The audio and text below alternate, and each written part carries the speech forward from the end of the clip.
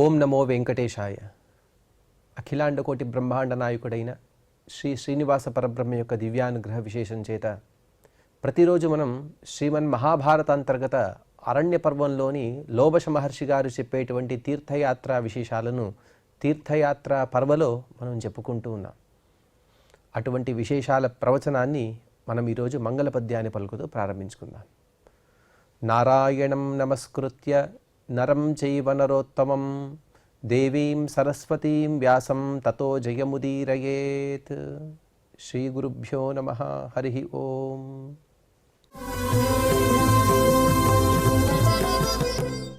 సింధు నది యొక్క తీరంలో శిబి చక్రవర్తి గారు నిర్వహించిన గొప్ప యజ్ఞము, ఆ యజ్ఞం యొక్క స్థానం యొక్క విశేషాలను లోమశ మహర్షి గారు చెబుతూ ఉన్నారు.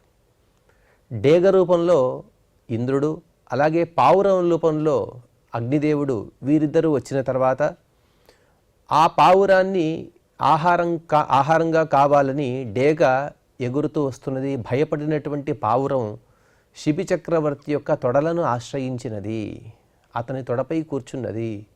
అప్పుడు శిబి చక్రవర్తికి మరియు డేగ రూపంలో ఉండేటువంటి ఇంద్రుడికి వీరిద్దరు కూడా సంవాదం జరుగుతూ ఉన్నది. నాకు ఈ పక్షియే ఆహారంగా కావాలని, రాజుగారు మాత్రం ఈ పక్షిని మీకు ఆహారంగా ఇవ్వలేను అని ఆ విషయాన్ని చెబుతూ డేగ పక్షి ఒక మాటని చెప్పింది. అయ్యా, అకస్మాత్తుగా నీవు ఆహారంగా ఈ పక్షిని నాకు ఇవ్వకపోతే నేను మరణిస్తాను, తద్వారా నా కుటుంబం కూడా మరణిస్తుంది. అందుకోసం ధర్మం యో బాధతే ధర్మ నసధర్మ కువర్త్మతత అవిరోధాత్తు యో ధర్మ సధర్మ సత్యవిక్రమ. హే సత్యవిక్రమ, సత్యమనే గుణము అలాగే పరాక్రమము అనే గుణం కలిగినటువంటి ఓ శిబి చక్రవర్తి, ఏ ధర్మమైతే మరొక ధర్మాన్ని బాధిస్తుందో అది ధర్మము కాదు, అది కువర్త్మ, అది అధర్మము, అది చెడు అయినటువంటి దారి, చెడ్డదారి అది.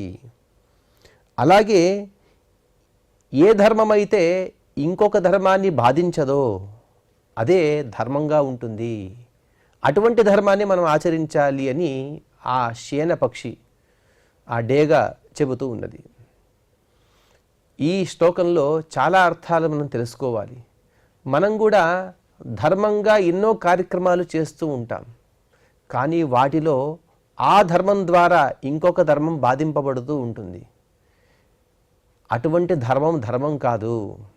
ఏ ధర్మం అయితే ఇంకొక ధర్మాన్ని బాధించదో, ఏ ధర్మమైతే లోక కళ్యాణానికి కారణమవుతుందో అదే ధర్మము అని ఈ పక్షి చెబుతూ ఉన్నది.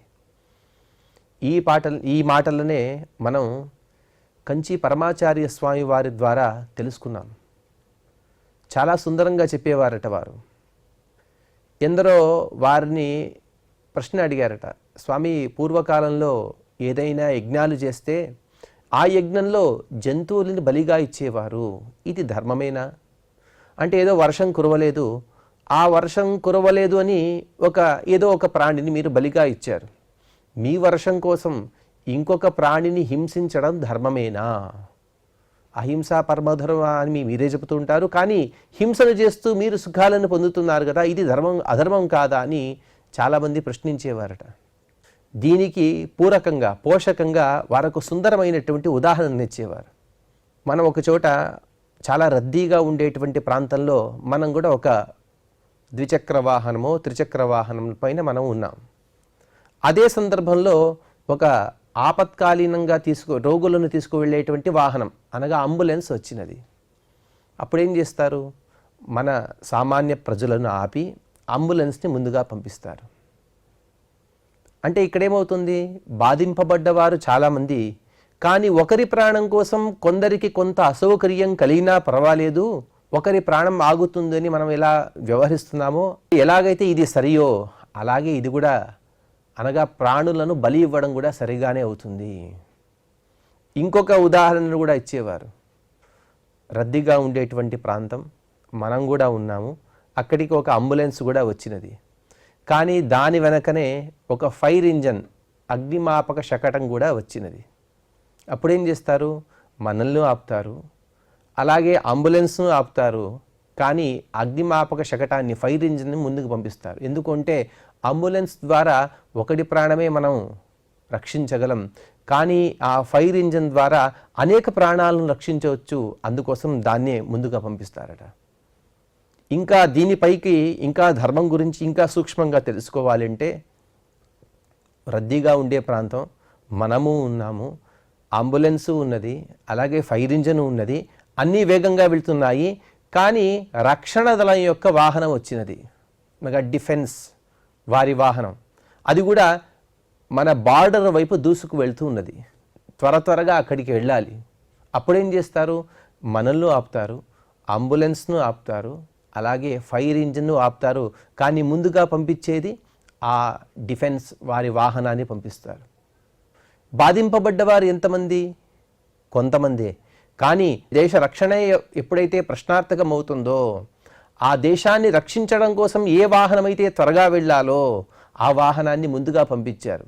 ఎలాగైతే ఇది ధర్మంగా ఉంటుందో, అనగా బాధింపబడ్డవారు కొంతమంది అయినా సుఖం పడేవారు, అనగా ఆ ధర్మం ద్వారా, ఆ క్రియ ద్వారా, ఆ కర్మ ద్వారా లాభాన్ని పొందేవారు చాలా ఎక్కువ మందిగా ఉన్నప్పుడు, సుఖంగా ఉన్నవారి కొద్ది మందిని బాధించైనా ఎక్కువ మందికి క్షేమాన్ని చేకూర్చాలని మనం ఏ విధంగా అయితే ఈ పూర్వపు ఉదాహరణలు తెలుసుకుంటున్నామో, అదే విషయాన్ని ఈ పక్షి కూడా తను సుందరంగా చెబుతోంది.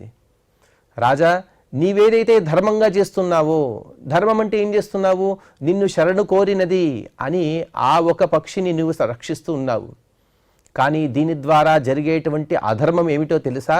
నా కుటుంబం మొత్తం కూడా నాశనం అయిపోతున్నది, నా కుటుంబ పరివారం వారందరూ కూడా మరణిస్తారు. అందుకోసం ఇది ధర్మం కాదు, ఇది అధర్మమే.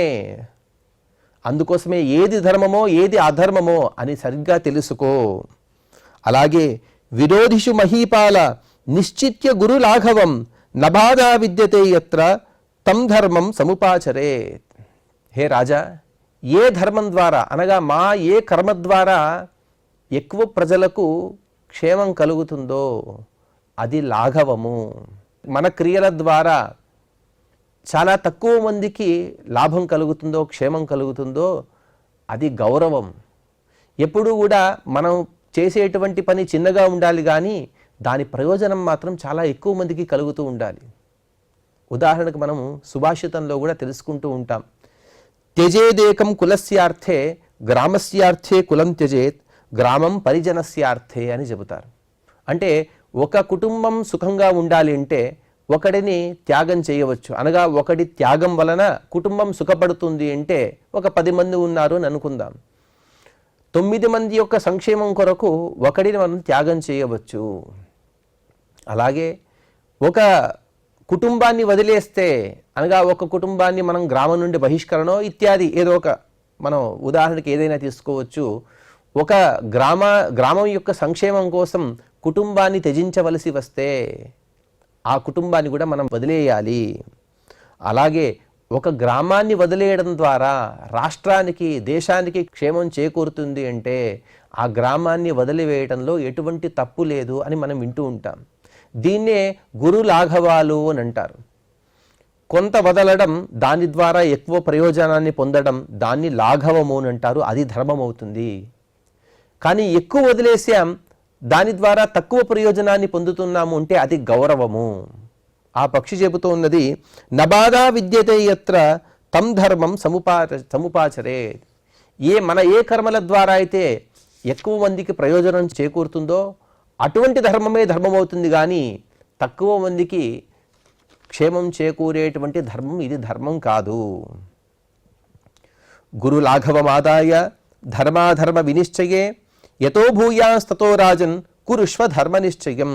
అందుకోసం రాజా, ఈ గౌరవ లాఘవాలని నీవు బాగా ఆలోచించుకొని ఆ కపోతాన్ని, అనగా ఆ పావురాన్ని నీవు కాపాడవలసి వస్తే నా కుటుంబం మొత్తం చనిపోతుంది, ఇది గౌరవమయ్యా. ఆ కపోతాన్ని, అనగా పావురాన్ని నాకు ఆహారంగా ఇస్తే నేను బతుకుతాను, తద్వారా నా కుటుంబం కూడా జీవించవచ్చు. అందుకోసం ఒక కపోతాన్ని వదిలివేసినా పర్వాలేదు, ఒక కుటుంబం నిలబడుతుంది కాబట్టి ఆ కపోతాన్ని నీవు వదిలివేయమని చాలా సుందరమైనటువంటి ఉదాహరణ పూర్వకంగా ఆ శేనపక్షి తను మాట్లాడుతూ ఉన్నది. ఈ అన్ని మాటలు విన్నటువంటి రాజుగారు చాలా ఆశ్చర్యపోయారు. ఎంతో బుద్ధిజీవులైనటువంటి మానవులు కూడా మాట్లాడలేని మాటలు ఈ పక్షి మాట్లాడుతున్నది కదా అని ఆలోచిస్తూ ఆ రాజుగారు ఇలా అంటున్నారు. రాజోవాచ బహు కళ్యాణ సంయుక్తం భాషసే విహగోత్తమ సుపర్ణ పక్షిరాట్ కిం త్వం ధర్మజ్ఞశ్చాస్య సంశయం. హే పక్షి, హే డేగపక్షి, చాలా బాగా మాట్లాడుతున్నావు. బహు కళ్యాణ సంయుక్తం, ఎంతో మంచి మాటలు మాట్లాడుతున్నావు నువ్వు.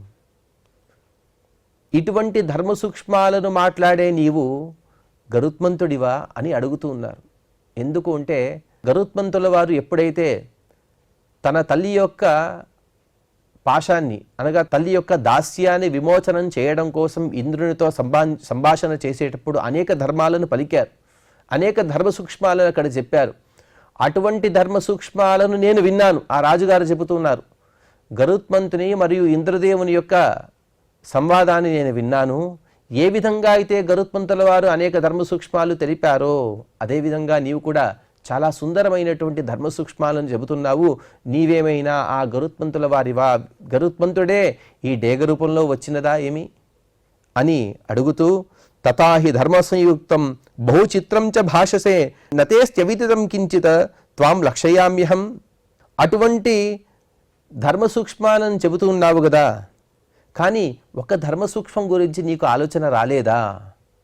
నీవెన్నైనా చెప్పొచ్చు, అనగా నీ పరంగా నీవు ఎన్నెన్నో మాటలు మాట్లాడుకున్నావు, కానీ ఒక చిన్న ధర్మ సూక్ష్మాన్ని నీవు వదిలేస్తూ ఉన్నావు. అదేమిటి అంటే శరణైషి పరిత్యాగం కథం సాధ్వితి మన్యసే ఆహారార్థం సమారంభ తవచాయం విహంగమ. విహంగమ అంటే ఆకాశంలో ఎగిరేటువంటి పక్షి అని అర్థం. హే విహంగమ, ఇన్ని అనగా ఎన్నో ధర్మ సూక్ష్మాలు చెప్పావు. ఏదో ధర్మం చెప్తున్నావు, విరుద్ధమైనటువంటి ధర్మం కాదు, గురులాఘవాన్ని ఆలోచించు, ఇన్నెన్నో చెప్పావు. కానీ తనను ఎవరైతే శరణు కోరారో వారిని వదిలివేయడం అనేది ధర్మమేనా? అది కూడా నీ ఆహారం కోసం. నీ ఆహారాన్ని వేరే చోట సంపాదించుకో, దానికోసం ఇదే పక్షి కావలసి వచ్చినది నీకు. ఈ పక్షి తప్ప వేరే ఆహారం నీకు దొరకలేదా అని తను చాలా సుందరంగా అడుగుతూ, శక్యశ్చాప్యన్యథా కర్తుం ఆహారో పెదికస్త్వయ గోవృషో వా వరాహో వా మృగో వా మహిషోపి వా త్వదర్థమద్య క్రియతాం యచ్చాన్యదిహ కాంక్షసి. డేగపక్షి, నీవు వేరే ఆహారాన్ని వెతుక్కోవచ్చు. అకస్మాత్తుగా నీవు ఇంతకుముందే నీవే చెప్పావు, వేరే ఆహారాన్ని వెతికే ఓపిక లేదు, నాకంత శక్తి లేదు అని చెప్పావు కదా. సరే, నీ కోసం నేనే ఆహారాన్ని కల్పిస్తాను. శక్యశ్చాప్యన్యథా కర్తుం, వేరే విధంగా నేనే నీకు ఆహారాన్ని కల్పిస్తాను. ఏమి? అది కూడా అధికస్త్వయా, నీవు ఏ ఆహారాన్ని అయితే వేటాడుతూ వస్తున్నావో దానికన్నా ఎక్కువగా నేను ఇస్తాను నీకు. అదేంటి అంటే గోవృష, కావాలంటే ఒక ఎద్దునిస్తాను, లేకపోతే వరాహోవా ఒక పందిని కానీ, మృగోవా ఒక లేడి కానీ, లేకపోతే మహిషోపివా ఒక దున్న కానీ. చూడండి, కపోతం ఎంత ఉంటుంది? చిన్న పక్షిగా ఉంటుంది, పావురం చిన్న పక్షి. కానీ రాజుగారు ఇవ్వడానికి సిద్ధమైనటువంటి పదార్థాలు ఏమంటే దానికిన్నా దాదాపుగా 100 రెట్లు ఎక్కువ. దాన్ని కూడా రాజుగారు ఇవ్వడానికి సిద్ధంగా ఉన్నారు. ఈ సిద్ధంగా ఉన్నటువంటి సందర్భంలో అనగా నీకు ఆ పావురాన్ని వదిలేగి దాని బదులు నీకు ఎన్నెన్నో వేరే ఆహారాలు నేను కల్పిస్తాను అని రాజుగారు చెప్పారు. చెప్పినప్పుడు దానికి సమాధానం శేనపక్షి చెబుతున్నది. శేన ఉవాచ నవరాహం నచోక్షాణం న మృగాన్ వివిధాన్స్తత భక్షయామి మహారాజ కిం మమాన్యేన కేనచిత. నీవేదేదో చెప్తున్నావు రాజా, కానీ నాకు అవేవి కూడా వద్దు. నాకు పంది వద్దు, లేకపోతే ఎద్దు వద్దు, వేరే ఎన్నెన్నో ప్రాణులు చెప్పావు, అవేవి కూడా వద్దు. కానీ నేను దేన్నైతే వేటాడుతున్నానో నేను వేటాడిన దాన్నే తినడంలో నాకు ఎక్కువదైనటువంటి ఆనందం ఉన్నది. కాబట్టి నేను వేటాడుతున్న ఈ పావురాన్ని నీవు నాకు ఆహారంగా ఇవ్వవలసి ఉంటుంది అని శేనపక్షి అడుగుతున్నది. ఉదాహరణకి ఇంట్లో 2 చిన్నపిల్లలు ఉన్నారు అని అనుకుందాం. వారిద్దరు కూడా కాస్త పోట్లాడుకున్న సందర్భం కూడా గుర్తుకొస్తూ ఉంటుంది. చిన్నవాడు కానీ పెద్దవాడు కానీ నాకేది కావాలో అదే చిన్నవాడు కావాలనడం, లేదు లేదు నాకు కూడా ఇదే కావాలని అనడం. ఎలాగైతే వారు పోట్లాడుకుంటూ ఉంటారో అదే వ్యవహారం కూడా ఇక్కడ గుర్తుకొస్తుంది. రాజుగారు ఈ పక్షిని ఇవ్వడానికి సిద్ధంగా లేరు ఆహారానికి. ఈ శేనపక్షి తను మాత్రం ఆ పావురమే ఆహారంగా కావాలని అంటూ ఉంది. ఎవరు కూడా కాస్తైనా ఒక్క అడుగు వెనక్కి తగ్గినా కూడా ఏదైతే వృత్తాంతం ఉన్నదో వృత్తాంతం ఒక కొలికి రావచ్చు. ఇద్దరు కూడా ఒక్కడు కూడా వెనక్కి రావటం లేదు. ఇద్దరు కూడా పట్టుబట్టి కూర్చున్నారు ఆ పావురం గురించే. ఎస్తుమే దేవహితో భక్ష ఎస్తుమే దేవవిహిత భక్ష క్షత్రియ పుంగవ తముత్సృజ్య మహీపాల కపోతమిమమేవమే. రాజా, నీవేమనుకుంటున్నావు? నాకు ఈ వేటాడి తినడం అనేది దేవవిహిత, పరమాత్మ ఇచ్చినటువంటి ప్రసాదం ఇది. జీవో జీవస్య జీవనమని శాస్త్రంలో మనం వింటూ ఉంటాం. ఒక మనిషి తన మనుగడను కొనసాగించాలంటే కొన్ని ప్రాణులను తింటేనే తన మనుగడను కొనసాగించగలడు. ఉదాహరణకి మనం గాలి రూపంలో కానీ, నీటి రూపంలో కానీ, ఆహార రూపంలో కానీ అనేక సూక్ష్మ క్రిములను మనం తింటూ ఉంటాం. వాటిని ఆహారంగా స్వీకరిస్తేనే మనిషి యొక్క మనుగడ, అది కూడా విహితమైనటువంటి పదార్థాలనే. ఏదో జీవో జీవస్య జీవనం అని చెప్పి అన్ని ప్రాణులను సంహరించుకుంటూ పోతే మనిషి తను బతకలేడు. ఎందుకంటే మనిషి యొక్క మనుగడ అన్ని ప్రాణులపైనే ఆధారపడి ఉంటుంది.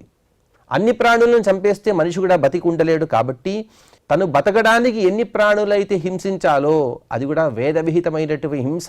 ఇది హింస కాదు, అది అహింసయే అవుతుంది. అదే విషయాన్ని ఈ శేనపక్షి చెబుతూ దేవవిహిత భక్ష,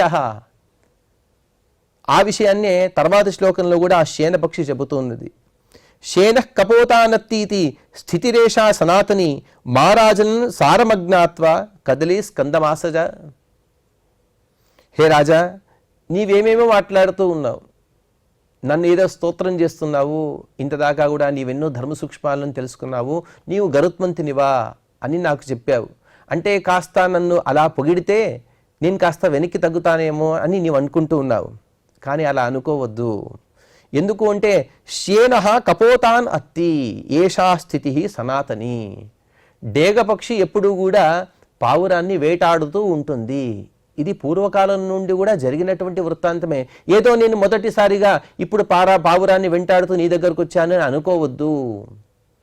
సృష్టి ఆది కాలం నుండి కూడా ఎప్పుడైతే సృష్టి జరిగినదో అప్పటి నుండి కూడా డేగలు తనకన్నా అల్పశక్తి కలిగినటువంటి ప్రాణులను తను వేటాడుతూ దాన్నే ఆహారంగా స్వీకరిస్తూ ఉంటుంది. కాబట్టి అలాగే నేను కూడా ఈ పావురాన్ని నేను వేటాడుతున్నాను. నేనేదో కొత్తగా చేయలేదు. కాబట్టి సారాన్ని తెలుసుకోకుండా నన్ను చెట్టు పైకి అలా తీసుకెళ్ళొద్దు, నన్ను పొగడవద్దు. నీ పొగడత వలన నేను వెనక్కి తగ్గను, నాకు అదే పక్షియే కావాలి. ఇంకొక అర్థం ఏమిటి అంటే, ఏ విధంగా అరటి బోధె ఉంటుంది, అరటి బోధ లోపల ఏదైతే సారభూతమైనటువంటి పదార్థం ఉంటుందో ఆ సారభూతమైనటువంటి పదార్థాన్ని తీసిన తర్వాత మిగతా అంతా కూడా అసారంగా ఉంటుంది. అలాగే ఆ సారభూతమైనటువంటి పదార్థం అనగా అరటి బోధ లోపలి చివరి పదార్థం ఏదైతే ఉంటుందో దానికి రుచి వాసన ఉండదు, అదంతా కూడా అసారంగా ఉంటుంది. అంటే తినడానికి కాస్త మనం చప్పడి కూడు అని మనం అనుకుంటూ ఉంటాం.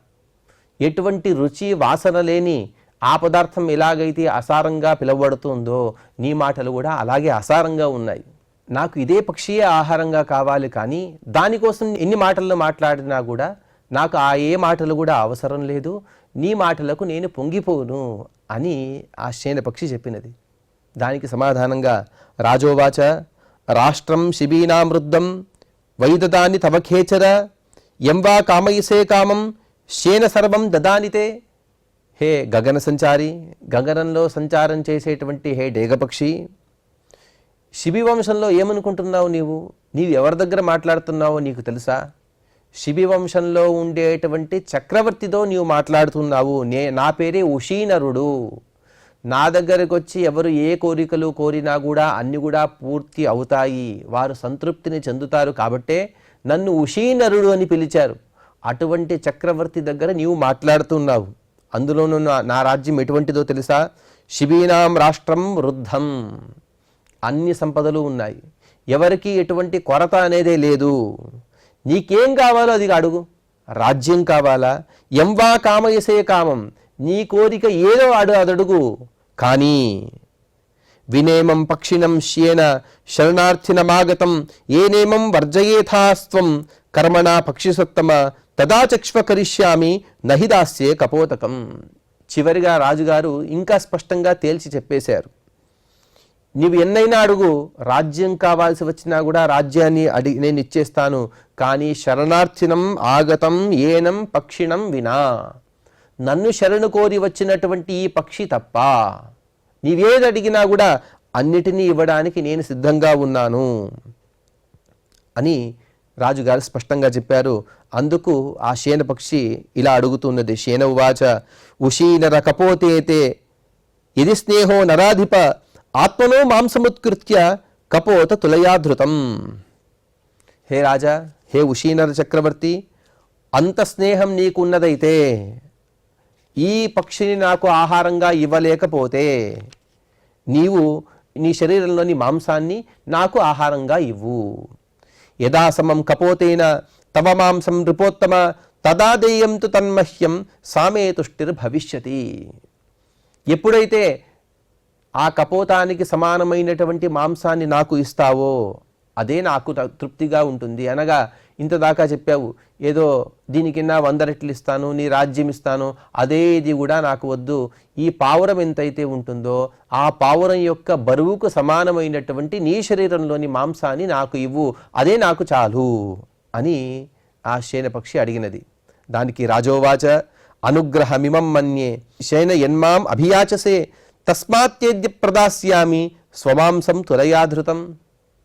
ఎంత మంచి మాట చెప్పావయ్యా. అనుగ్రహం ఇమం మన్యే, నీవు నాపై కరుణించావని నేను అనుకుంటూ ఉన్నాను. నీవేదైతే అడిగావో ఇప్పుడే, ఈరోజు కాదు, వెంటనే నేను ఇస్తాను. తస్మాత్యద్య ప్రదాస్యామి స్వమాంసం తులయాధృతం అని వెంటనే రాజుగారు ఒక తక్కెడను తెప్పించారు. తక్కెడను తెప్పించి ఆ విషయాన్ని లోమశ మహర్షి గారు చెబుతూ, లోమశ ఉవాచ ఉత్కృత్య సస్వయం మాంసం రాజా పరమధర్మవిత తులయామాస కౌంతేయ కపోతేన సమం విభో. రాజుగారు తక్కెడలో ఒకవైపు ఆ పావురాన్ని, ఇంకొక వైపు తన మాంసాన్ని తనే తీసి పెడుతూ ఉన్నారు. ఒక ఆయుధాన్ని తీసుకున్నారు, తన మాంసాన్ని కోసి అందులో వేస్తూ ఉన్నారు. వేస్తూ ఉంటే ధ్రియమాన కపోతస్తు మాంసేనాతిరిచ్యతే పునశ్చోత్కృత్య మాంసాన్ని రాజా ప్రాదాదుషీనరః. సభలో ఉన్నటువంటి అందరూ కూడా అనుకుంటూ ఉన్నారు, ఆ చిన్న పక్షి కదా, రాజు శరీరంలోని ఒక కాస్త భాగాన్ని ఇస్తే చాలు, అది తూగిపోతుంది, ఆ మాంసం చేత ఆ పక్షి తృప్తి పడుతుంది అని అందరూ అనుకుంటూ ఉన్నారు. ఉషీనర చక్రవర్తికి మాత్రం ఎటువంటి అపేక్ష లేదు. ఏ అపేక్ష, ఏ ఆలోచన లేకుండా ఆ కపోతానికి సమానమైనటువంటి బరువు గల మాంసాన్ని తను ఇవ్వాలి. ఆ సంకల్పంతోనే తన శరీరంలో ఉండేటువంటి మాంసాన్ని వేస్తూ ఉన్నాడు. ఎంత మాంసాన్ని వేసినా కూడా, తన శరీరంలోని మాంసాన్ని కోసి వేసినా కూడా ఆ కపోతానికి సమానంగా తూగటం లేదు. చూడండి, మనకొక చిన్న సూది గుచ్చుకుంటే చాలు మనం ఎంత బాధపడిపోతాం. కానీ రాజుగారు ఏదో మత్తు మంది ఇచ్చారు, అలా ఏదీ కాదు. ఎటువంటి మత్తు పదార్థాలు లేక రాజుగారు నిద్రపోతున్నారు. అటువంటి సమయంలోనూ కాక రాజుగారే తనే స్వయంగా తన శరీరంలోని మాంసాన్ని కోసి కోసి వేస్తూ ఉన్నారు. కానీ ఆ పక్షికి సమానంగా తూగటం లేదు. ఇదంతా కూడా చూసినటువంటి రాజుగారు నవిద్యతే యదా మాంసం కపోతేన సమం ధృతం తతవుత్కం మాంసోసౌ ఆరురోహ స్వయం తులాం. రాజుగారికి ప్రాయశః మనం మాంసం ఎక్కడైతే ఎక్కువగా ఉంటుందో ఆ శరీర భాగంలోని మాంసాన్ని మొత్తాన్ని కూడా వేసేశారు రాజుగారు. ఇక రాజుగారి శరీరంలో మాంసం అనేదే లేదు అని మహాభారతం చెబుతోంది. నవిద్యతే యదా మాంసం, కపోతానికి సమానమైనటువంటి మాంసాన్ని ఇవ్వాలి అనే రాజుగారికి సంకల్పానికి అనుగుణంగా తన శరీరంలో ఎప్పుడైతే మాంసం అనేది అయిపోయినదో అటువంటి సందర్భంలో ఆ రాజుగారే స్వయంగా తనే ఆ తక్కెడకు ఇంకొక భాగంలో కూర్చున్నారు. అంటే ఇంకా నా శరీరంలో ఇవ్వడానికి మాంసం లేదు, నన్నే నీవు ఆరగించవచ్చు, నీవు కానీ నీ కుటుంబం కానీ అందరూ కూడా నన్నే ఆహారంగా స్వీకరించండి, ఈ కపోతాన్ని పావురాన్ని మీరు వదిలివేయండి అని రాజుగారు కోరుకున్నట్టుగా తనే తక్కెడకు ఒక చోట కూర్చున్నప్పుడు శేనవాచ డేకపక్షి రూపంలో వచ్చినటువంటి ఇంద్రుడు చెబుతున్నాడు, ఇంద్రోహమస్మి ధర్మజ్ఞ కపోతో హవ్యవాడహ్యం జిజ్ఞాసమానో ధర్మం త్వాం యజ్ఞవాటముపాగతౌ. హే రాజా, నేను ఇంద్రుడిని, అనగా డేగపక్షిలో వచ్చిన వాడిని నేను ఇంద్రుడిని. ఈ కపోత రూపంలో వచ్చినటువంటి వాడు సాక్షాత్తుగా హవ్యవాహనుడు, అగ్నిహోత్రుడు, అగ్నిదేవుడు. నీ యొక్క ధర్మ ప్రవృత్తిని తెలుసుకోవడం కోసం మేమిద్దరం కూడా నీ యజ్ఞవాటానికి వచ్చాము. ఎత్తే మాంసాని గాత్రేభ్య ఉత్కృత్తాని విశాంపతే ఏషాతే భాస్వతీ కీర్తి లోకాన్ అభిభవిష్యతి.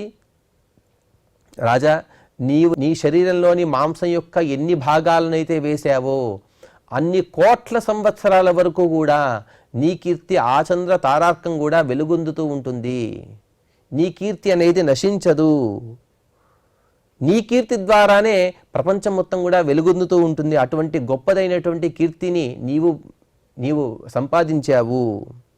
యావల్లోకే మనుష్యాస్త్వాం కథయిష్యంతి పార్థివ తావత్ కీర్తిశ్చ లోకాశ్చ స్థాస్యంతి తవ శాశ్వతాః.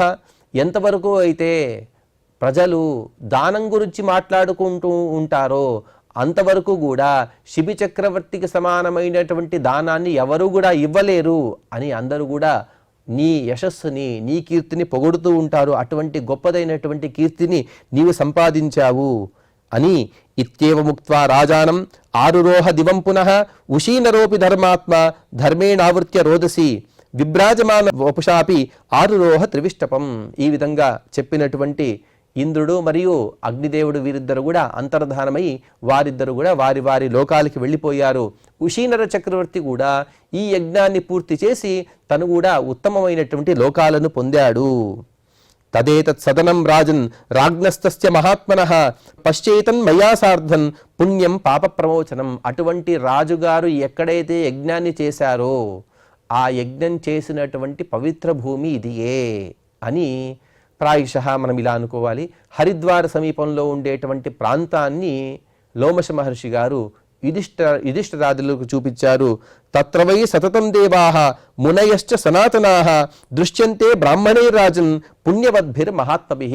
అటువంటి ఎక్కడైతే ఏ యజ్ఞవాటంలో అయితే మునులు, దేవతలు, అలాగే ద్విజోత్తములు వీరందరూ కూర్చుని ఎన్నో యజ్ఞాలు చేస్తూ ఉంటారో, లేకపోతే ఇది శిబి చక్రవర్తి యొక్క యజ్ఞభూమి అని అందరూ కూడా తలుచుకుంటూ ఉంటారో, లేకపోతే పూజిస్తూ ఉంటారో, ఆ యజ్ఞభూమిలోనే మనమందరము కూడా ఉన్నాము అని లోమశ మహర్షి గారు ఈ శిబి చక్రవర్తి యొక్క వృత్తాంతాన్ని చెబుతూ ఇక్కడికి 131వ అధ్యాయాన్ని ముగించారు.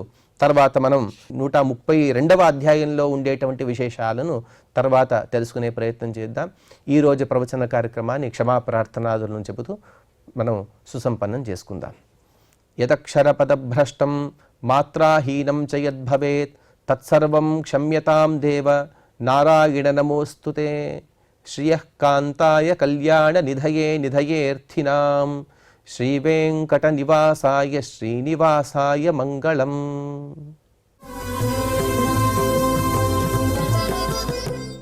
ఓం